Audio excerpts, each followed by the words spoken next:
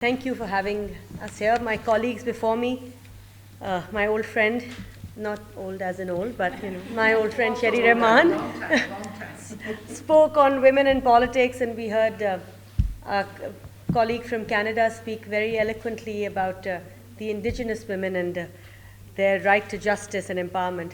I would like to focus on women in diplomacy. And the International Day for Women in Diplomacy is June 24th. Would have been infinitely better weather for this conference, but that's all right.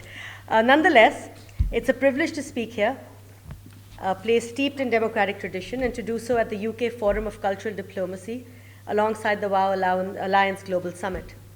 These platforms remind us that diplomacy today is no longer confined to formal negotiations alone. It is also shaped by culture, values, dialogue, and human connection. Diplomacy at its core is the art of listening, of understanding difference, and of finding common ground where none appears to exist. These are not secondary skills. These are essential skills. And history has shown us that when women are entrusted with diplomacy, they bring not only competence and intellect, but moral clarity, patience, and an instinctive understanding of the human consequences of policy. I speak to you today as a member of the Senate of Pakistan, representing the Pakistan People's Party, a political movement founded on the principles of democracy, equality, and social justice, and one that has consistently believed in women's leadership at every level of public life. For the Pakistan People's Party, women's leadership in diplomacy is neither symbolic nor recent. It is a foundational belief. From our very beginning, the PPP has asserted that democracy cannot be meaningful unless women are equal participants in shaping national and international policy. Our commitment to women in public life, including foreign policy and diplomacy, is rooted in principle, not convenience. Pakistan has been represented on the global stage by outstanding women, diplomats, ambassadors, ministers, parliamentarians, negotiators, who have served with distinction on multilateral forums, strategic capitals, and during moments of profound international challenges. We've had some outstanding women in the forefront of our diplomacy. These include Rana Liaquat Ali Khan, a pioneering figure who represented Pakistan abroad at a time when women's presence in diplomacy itself broke barriers. We've had Hina Rabbani Khar, who was entrusted by Pakistan People's Party to serve as Pakistan's foreign minister. She brought confidence and clarity to Pakistan's diplomatic voice at a young age. And of course, we have my colleague and my dear friend, Senator Sherry Rahman, whose work as ambassador reflected principled and incredibly articulate diplomacy. These are only a few examples of the many Pakistani women who have served their country with distinction on the global stage. Yet any discussion on women in diplomacy from Pakistan must inevitably acknowledge one extraordinary figure, Benazir Bhutto. Benazir Bhutto was not only Pakistan's first woman prime minister, she was a consummate diplomat whose leadership reshaped how Pakistan was perceived internationally. She understood that diplomacy is built on credibility as much as communication. At a time when Pakistan faced isolation and mistrust, she re-engaged the world with confidence, intellect, and moral authority. She restored Pakistan's standing in international forums, strengthened relationships with Europe, the United Kingdom, the Commonwealth, and wider international community. She articulated Pakistan's positions with clarity and conviction. Whether addressing the United Nations, engaging with global leaders, or speaking to international civil society, she carried herself not merely as a head of government, but as a representative of democratic values. What distinguished Benazir Bhutto was her belief in human-centered diplomacy.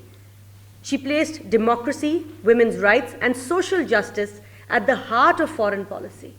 And long before these ideas became mainstream in global discourse, which we see today. She demonstrated that diplomacy does not lose strength when it carries empathy. On the contrary, it gains legitimacy. Women bring immense value to diplomacy. Their lived experiences, perspectives, leadership styles, and priorities expand the range of issues under consideration and improve the quality of outcomes, not only for women, but for societies as a whole. This is why gender equality and women's empowerment, including in diplomacy, are central to global development agendas and why women's equal participation in decision-making is recognized as essential to achieving the Sustainable Development Goals. Yet, despite international commitments, women remain significantly underrepresented in senior diplomatic roles worldwide. Today, barely over 1/5 of the ambassadors and permanent representatives are women. Even within the United Nations system, while progress has been made towards gender balance, only a handful of women have ever presided over the General Assembly. And the office of Secretary General has yet to be held by a woman. These realities remind us that progress, while real, remains incomplete. In Pakistan, we acknowledge both the challenge and the responsibility. We are proud of our growing cadre of women diplomats, skilled professionals who represent Pakistan's values with clarity and confidence across the world. Today, nearly a quarter of Pakistan's diplomatic corps comprises of women, many of whom serve as ambassadors and senior representatives, advancing our foreign policy objectives with distinction. Their presence signals progress, but also reinforces our resolve to go further. We believe that cultural diplomacy, people-to-people engagement, and women's participation are not optional instruments. They are strategic imperatives. In a world grappling with conflict, climate crises, displacement, and polarization, diplomacy that excludes women is diplomacy that limits its own effectiveness. It is a fact that Pakistan's diplomatic strength lies in inclusion, in ensuring that women from all regions and backgrounds are part of shaping our engagement with the world. Cultural diplomacy in particular offers women a powerful stage to challenge stereotypes, to influence narratives, and to build understanding beyond political divides. Let me say this clearly. Women in diplomacy are not present because of quotas or charity. They are present because they are capable, they are credible, they are indispensable. When given equal opportunity, they deliver results that strengthen institutions and deepen trust. Fact is, diplomacy shaped by women is diplomacy shaped by foresight. It seeks dialogue without submission, peace without silence, and justice without arrogance. In an increasingly fractured world, this is not idealism. This is necessity. Thank you very much.